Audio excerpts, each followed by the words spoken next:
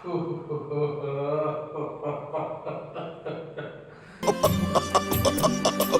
சிரிக்கிறீங்க?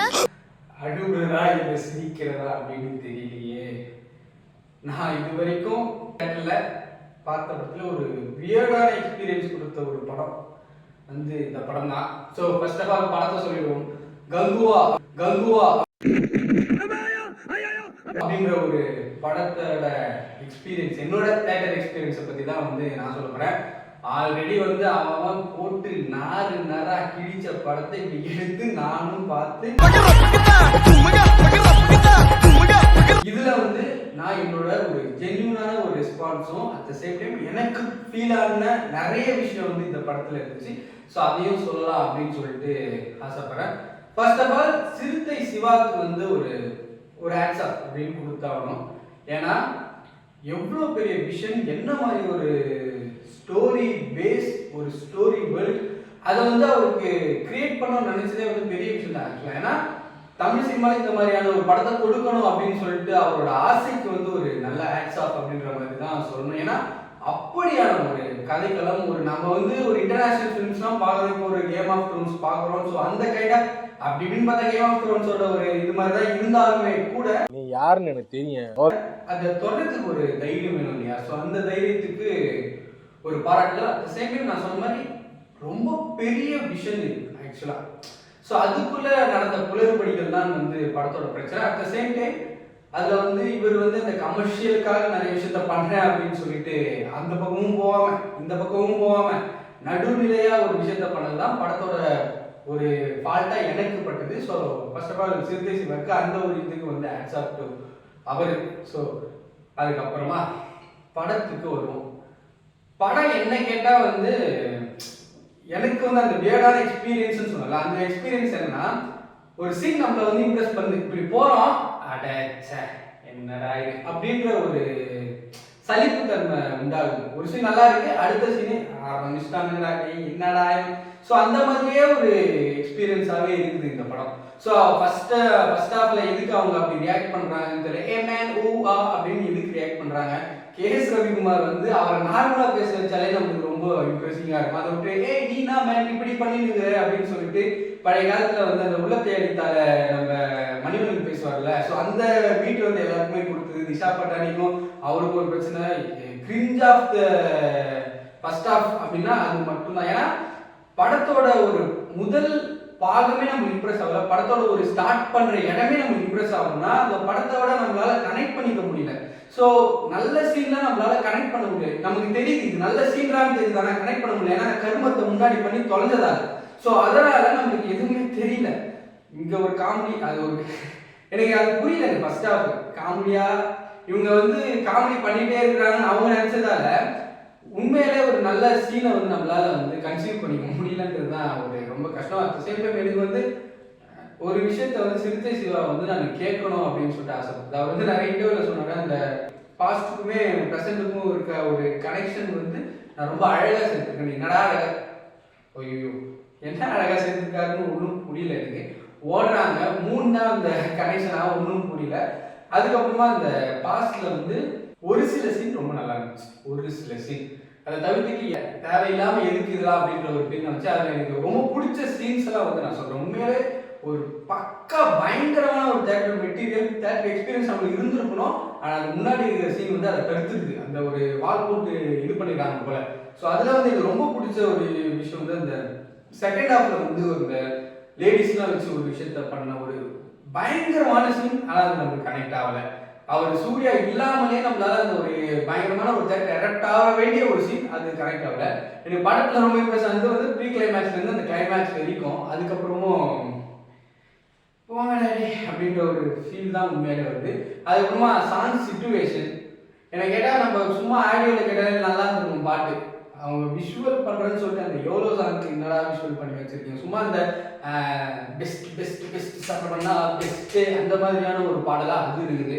சரி நெருப்பு பாடல் இருக்குன்னு சொல்லிட்டு அந்த பாடல் எதுக்கு அந்த வரவேற்பில் முன்னாடி போருன்றாரு. அதுக்கப்புறமா டான்ஸ் ஆடுறாங்க. எல்லாருமே போர் முடிச்சு வின் பண்ணதுக்கு அப்புறம் டான்ஸ் ஆடலாம்.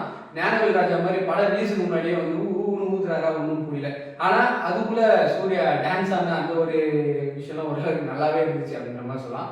எனக்கு வந்து சாங் பிளேஸ்மெண்ட்டாகவும் சரி விஷுவலாகவும் எனக்கு ரொம்ப ரொம்ப பிடிச்சது வந்து அந்த மன்னிப்பு சாங் ரொம்ப ரொம்ப பிடிச்சிருந்துச்சு. அதுக்கப்புறமா தலைவனை அந்த இடம் வந்து ஒரு நல்ல சீன் தான். எல்லாம் நான் சொல்கிறேன் பாருங்களேன், நிறைய தேட்டர் சீன் இருக்குது, தேட்டர் எக்ஸ்பீரியன்ஸான சீன் இருக்குது. அது நம்மளால கனெக்ட் பண்ணிக்க முடியல. ஏன்னா முன்னாடி பண்ண சம்பவங்கள் அந்த மாதிரியான ஒரு சம்பவம். ஏன்னா உண்மையாலே செகண்ட் ஹாஃப் ஓரளவுக்கு நம்மளை என்கேஜ் பண்ணுது.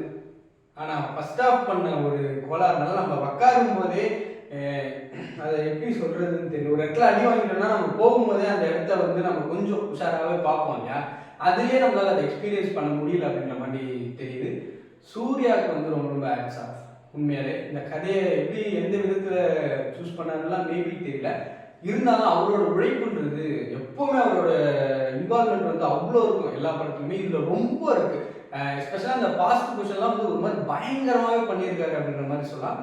ஸோ அதுக்கப்புறமா டிஎஸ்பி தேவிஸ்ரீ பிரசாத் அவரோட மியூசிக் பற்றி பேசணும்.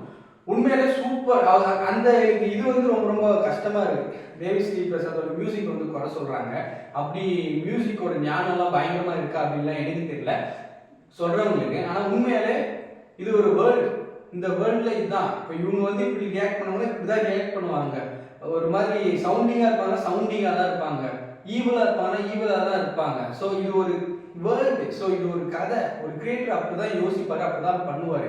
உள்ள சீன் நல்லா நம்ம என்கேஜ் பண்ணலன்னு கேட்கறதுக்கு நமக்கு இது இருக்கலாம். ஏன் அவங்க அப்படி பண்ணுறாங்க அப்படின்னு கேட்குறது வந்து நம்மளுக்கு ஒரு இதுவும் கிடையாது. எப்படி சொல்கிறது, நம்மளுக்கு அந்த உரிமையே கிடையாது அப்படின்ற மாதிரி தான் சொல்லலாம் காசு கொடுத்துன்னு சொல்லிட்டு நம்ம படத்தோட எக்ஸ்பீரியன்ஸை பற்றி சொல்லலாம். உள்ள நீயே இப்படி பண்ணுற, ஏன்னா இதே விஷயத்த இன்னொரு படத்தில் பண்ணி அதை நம்ம என்கேஜ் பண்ணிச்சா நம்ம அதை அக்செப்ட் பண்ணி தானே ஆகும். ஸோ அது ஒரு விஷயத்த நம்ம புரிஞ்சுக்கணும். உண்மையிலே எனக்கு மியூசிக் பேக்ரவுண்ட் ஸ்கோர்லாம் ரொம்ப ரொம்ப பிடிச்சிருந்துச்சு அப்படின்ற மாதிரி சொல்லலாம். அதில் தலைவனை போடுறது, அதில் வந்து எனக்கு அந்த ப்ரீ கிளைமேக்ஸில் வந்து ஒரு விஷயம் வந்து ஒரு சூப்பரான ஃபைட் மாதிரி ஒரு விஷயம் நடந்துட்டு இருக்கிற பட்சத்தில் அவர் வால் கொடுக்குற மாதிரி ஒரு சீன் இருக்கும்போது அந்த மன்னிப்பு சாங்கோட ஒரு பயங்கரமான ஒரு வெர்ஷன் வந்துச்சு. அதுவும் எனக்கு ரொம்ப பிடிச்சிச்சு. அதுக்கப்புறம் தலைவனோட ஒரு சூப்பர் வெர்ஷன் இருந்துச்சு. எனக்கு அதுவும் ஒரு மாதிரி பிடிச்சிருந்துச்சு. ஸோ உண்மையாலே டிஎஸ்பியோட ஒர்க்குன்றது ஒரு மாதிரி படத்தை வந்து ரொம்ப ரொம்ப காப்பாற்றுறது ரெண்டே டெக்னீஷியன்ஸ் தான். வந்து சினிமோட்டோகிராஃபர், மியூசிக், அது ரெண்டும் இல்லைன்னா நம்ம இன்னுமே என்கேஜ் பண்ணாமலே போயிடும் அப்படின்ற ஒரு லெவலில் தான் இருக்குது. ஸோ அதுக்கப்புறமா வந்து இந்த ப்ரீ கிளைமேக்ஸ்லேருந்து கிளைமேக்ஸ், இந்த கிளைமேக்ஸ் வரைக்கும் ஒரு டெக்னீஷியன் ஒர்க் பண்ணுன்னா எடிட்டர் உண்மையிலே ஒரு பெஸ்ட்டு ஒர்க் எடிட்டர். ஏன்னா பாஸ்ட் போகணும், ப்ரெசென்ட் வரணும். ஸோ நம்மளுக்கு கன்ஃபியூஸும் ஆகக்கூடாது, அட் சேம் டைம் என்கேஜிங்காகவும் இருக்கணும் அப்படின்ற ஒரு பட்சத்தில் அந்த இடம் வந்து எடிட்டருக்கான இடம் உண்மையான சூப்பராகவே இருந்துச்சு அப்படின்ற மாதிரி சொல்லலாம். அதில் நம்மளால வந்து அப்படின்னு சொல்லிட்டு டிஎஸ்பியும் போட்டிருக்காரு. அதுவும் ஒரு நல்லா இருந்துச்சு அப்படின்ற மாதிரி சொல்லலாம். இதுதான் என்னோட ஒரு எக்ஸ்பீரியன்ஸ். ஒரு பயங்கரமான ஒரு கதை, ஒரு பயங்கரமான படமாக வர வேண்டியது வந்து இப்படி சுக்குநூற சல்லியான்னு இருக்கிட்டீங்களா அந்த ஒரு ஃபீலுக்கு வந்து நம்மளை தள்ளிட்டு போயிடுது அப்படின்ற மாதிரி சொல்லலாம். உண்மையில நம்ம இந்த படையிலேருந்து ஒரு 3 வருஷம் இருக்கு, ஆல்மோஸ்ட் ஒரு வருஷத்துக்கு எக்ஸ்ட்ரா எடுத்துட்டு கதை எழுதும்போது ஒரு இன்னும் எங்கேஜிங்காக எழுதிட்டு நமக்கு ஒரு சூப்பரான ஒரு படமாக இருந்தா தமிழ் சினிமாவுக்கு ஒரு ப்ரைட் ஆஃப் த ஃபிலிமாக கண்டிப்பாக கங்குவா இருந்திருக்கலாம் மேபி. ஆனால் ஓப்பனிங் சீனில் 2K கிட்ஸ்னு ஒன்று பண்ணுறாங்க. இங்கே போய் பண்ணால் நான் ஒரு இதெல்லாம் செட் பண்ணுறேன், அதெல்லாம் செட் பண்ணுறேன்னு சொல்லிட்டு அது நல்லா இருக்குது. ஆனால் எங்கேஜிங்கெல்லாம் கனெக்டிவாக இல்லை. எமோஷன் சீன்ஸ் தான் கனெக்டிவாக இல்லை.